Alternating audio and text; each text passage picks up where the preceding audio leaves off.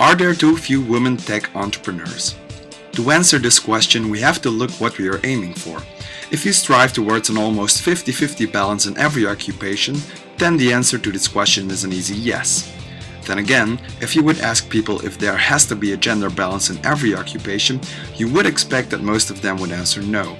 Assuming that this is the case, we can address the question of this topic. Are there too few women tech entrepreneurs? Are there too few male secretaries and administrative assistants, or male nurses, childcare workers, receptionists, and elementary or middle school teachers? No, there are not, because these people do a job where they are best, where they can use their experience, neurologic capacity, and social skills in order to extract the most potential out of themselves to serve others. Job-gender imbalance has multiple sources, and we can look into some of them. If we approach job-gender diversity from a sociological perspective, then we will see that there are some sociological roles that people accept, sometimes based on history, sometimes due to society's expectations. This is the first motivation why there are, or could be, less women tech entrepreneurs. Technology companies or technological innovations are often associated with male founders and increases the perception that men would be better cut for a job than women. The second reason why men are the leading tech entrepreneurs is the neurological or brain skills of both respective parties. Technology and science or computer programming are closely related, and it is well known that women and men both have their strengths and weaknesses when it comes to brain power. Many men are sharply left brain dominant, while women tend to be more evenly balanced between left and right brain processing. Women are therefore thought to be slightly more intuitive and sometimes better communicators. Men are often less socially adept and are more task-oriented thinkers than females. But more importantly for this discussion, men are often better in solving calculus problems, thinking logically and in multiple dimensions, giving them the advantage in creating technology-related products or services. The third and last cause why men are more present in the tech entrepreneurship environment might as well be the clue to the imbalance: upbringing.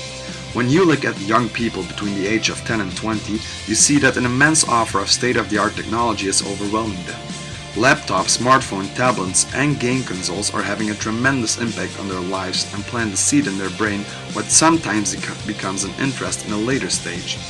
Young boys spend more time on their fancy consoles or computer games than girls, making them more involved and interested in how it is made. And this could truly be the little seed that is planted in an early stage of every teenager's life, which, amongst others, will have a tremendous effect on the further interests and consequently paths of entrepreneurship. After analyzing possible explanations for the problem and going out from the fact that the upbringing might be the deciding factor in whether or not one becomes a tech entrepreneur, it becomes clear that there is probably no single product that can change the imbalance. It lies in the roots of a child's upbringing where the course of future interests is determined. Therefore, we approach the three factors influencing the future interests of a tech entrepreneur from the point of view where the potential technological innovators are still in their teenager years. First, we have to tackle the problem of the society's perception that tech entrepreneurship is mainly a men's work. Obviously, we can't change an entire society, and this is also not the purpose of this challenge. So, let us solve the issue of perception from the scale of a single entity. Take a university. One of the ways a university can change the perceived imbalance is to increase the number of women displayed on printed or online ads. Also, when students inform themselves about possible study options, make sure that there are female guest speakers present who can address the gender issue and lower the prejudices that only men can be successful in this world. There are more than these two steps that a university can take, but they have to focus on the perception that people get when informed about the program. Second, we challenge the neurological discrepancy. Although programming and multi-dimensional design is more a men-related job, this does not necessarily imply that women are incapable of doing this. In contrary, programming is the process of learning a language, applying it in a systematic way in order to generate some type of program or other output. Moreover, women are supposed to be better learners of languages and thus should be able to be equally good or even better at learning and processing computer-coded language after a while. Also, we must not overlook the fact that tech entrepreneurship is not solely programming or design. Communication is an important tool, and research indicates that women's neurology also has the upper hand in this category. It is thus important to inform people about the full range of opportunities that the tech industry holds, and again to decrease the perception that tech entrepreneurship means 4 guys sitting on a table programming day and night. That leaves us with a third cause that was labeled as the upbringing. Although believing that this might be the deciding factor, it is also the most difficult factor to change. Teenagers are in the prime time of their lives and discovering everything what life has to offer. They are stubborn and most of the times don't really care about their parents' opinion. As a parent, do you really want to oblige or forbid someone to make use of technology? No, you want them to discover what they like or dislike themselves.